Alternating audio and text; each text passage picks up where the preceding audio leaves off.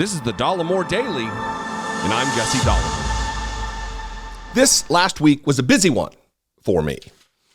I accompanied a group of veterans, a group of people who dedicated many years of their lives to service to their country, selfless service to their country. And they are still serving their country, but in a different capacity.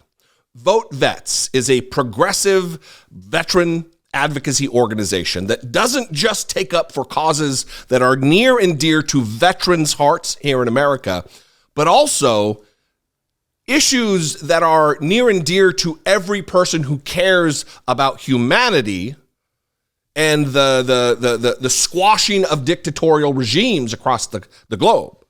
Right now in Ukraine, the people of that country are facing a brutal war crime laden invasion at the hands of the Russian military, which is in complete control of Vladimir Putin.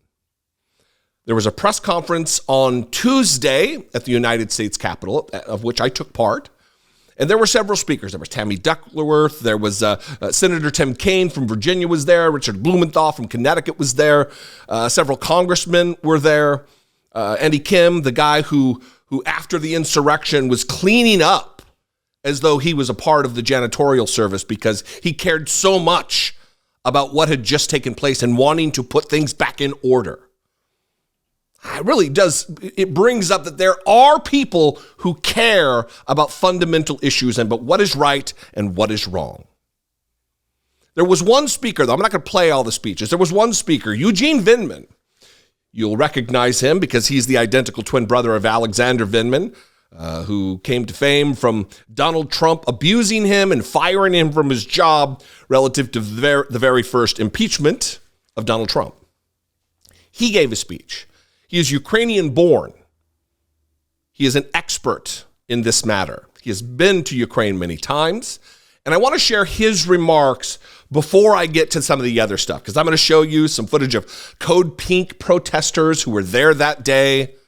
And then I'm going to show you them sidling up to Marjorie Taylor Greene. And then I'm going to play a clip from NPR that breaks down exactly where we are relative to the funding of the Ukrainian military to actually set things right and take back their country to fight off a brutal, again, war crimes invasion of Russia. I mean, this is a battle between dictatorship and democracy, and Congress is failing right now to fund what is a necessary good in the world. First, Eugene Vinman.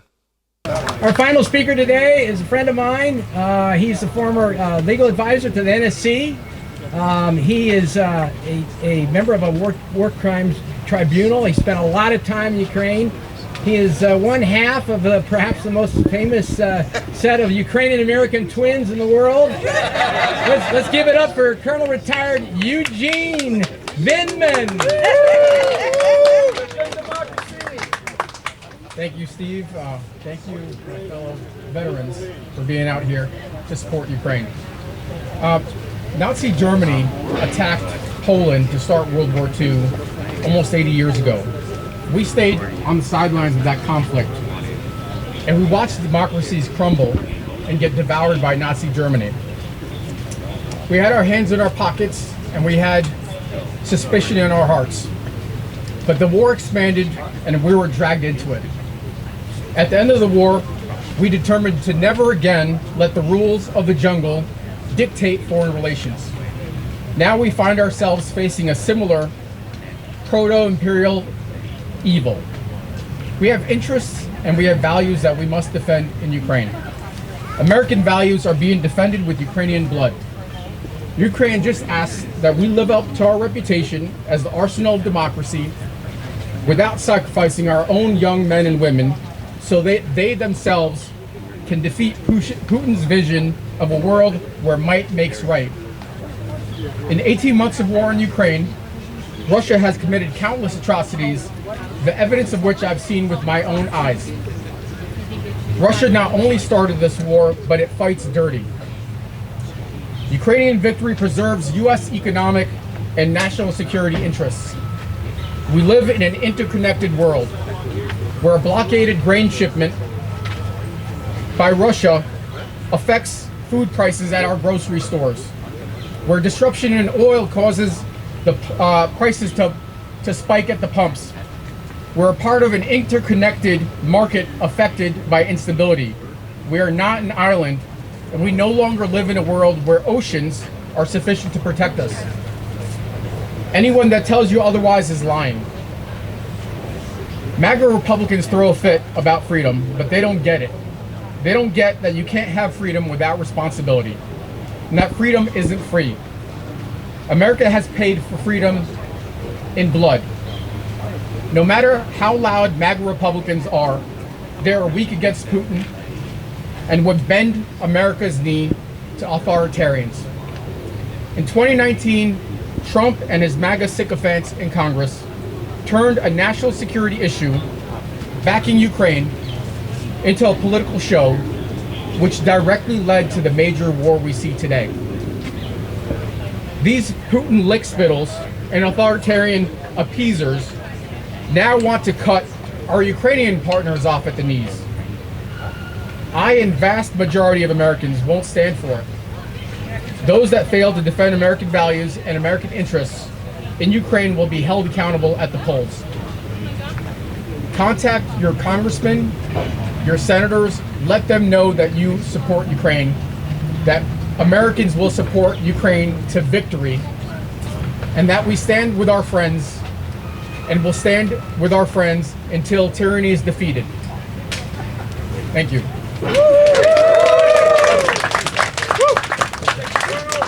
Don't go anywhere. Okay. I hope you listened to every bit of that. This is important. And in the face of all of that, there were protesters who listened to all of these different speeches that were given, including Eugene Vinman's. And still, they, with their righteous indignation, no war, war solves nothing, I guess, other than fascism and many other things where there have been just wars throughout the years. Code Pink is the organization. Here's a short, brief moment of them on the scene. This war is not winnable. All you're doing is killing hundreds of thousands of people. And what are they going to get if Ukraine wins? Poisoned land from depleted uranium and multiple cluster bombs. It's not about one person in Russia. It's about hundreds of thousands of lives. Negotiate. There are things you can negotiate so both sides save face. Just as in the Cuba crisis. You support genocide and colonialism. Obviously not. But war is genocide. War is genocide. Yeah, and they are so dedicated to decency, so dedicated to the prospect of democracy, so dedicated to the prospect of what? That they hung out with Marjorie Taylor Greene, with a photo op with Marjorie Taylor Greene, the woman who is a racist and an anti-Semite and a conspiracy theorist and a Trump sycophant. Yeah.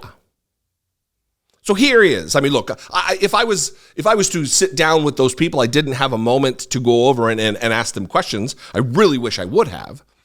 The question would be, well, how does your outcome, your preferred outcome look?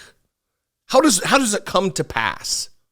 If war is never the answer, which is an easy, simple, simplified way of explaining your position, how do you make that happen? Do we negotiate with Vladimir Putin? And we cede, the Ukrainian people cede part of their country, just give it to Putin. You think that's going to be enough? He took Crimea. What else is he going to take? You think he's going to stop there? We've seen this play out before. Google Neville Chamberlain appeasing Hitler. How did that go? How did that go? This is Pollyanna nonsense. And Congress needs to act. We need to be a good partner and ally to keep the fight there, even from a selfish standpoint. They are fighting a war before it gets to us at the hands of Russia or China. And that's not hyperbole. Vladimir Putin has absolutely imperialist motivations here. Congress has an obligation to do the right thing. Here's NPR talking about, or PBS, excuse me. Here's PBS explaining exactly how dire the funding situation is. Watch this.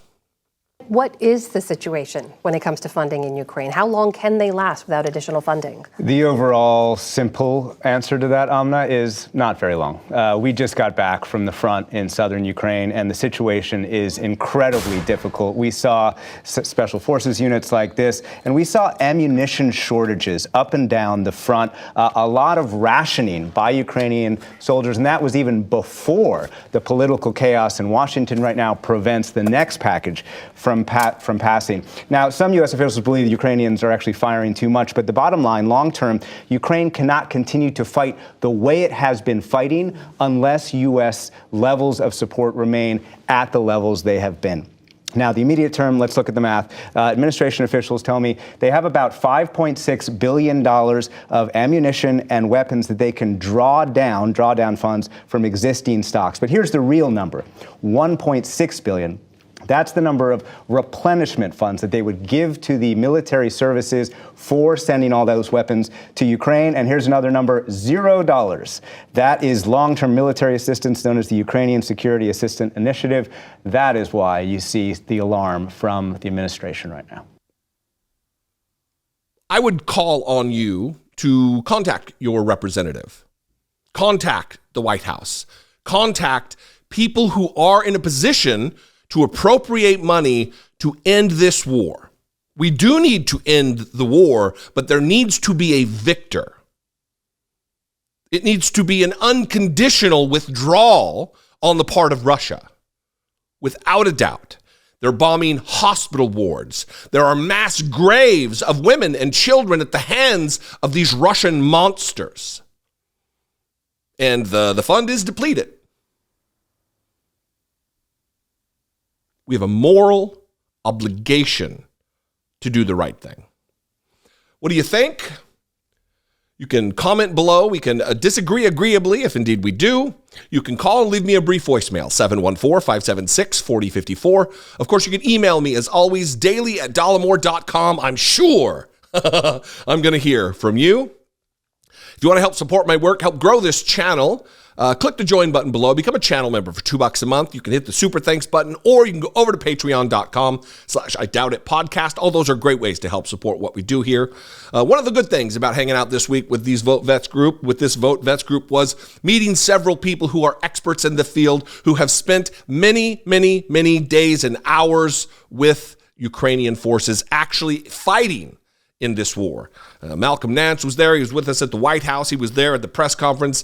There were several other individuals that we're going to get in to the podcast studio and have a conversation with about this, because it's just that important.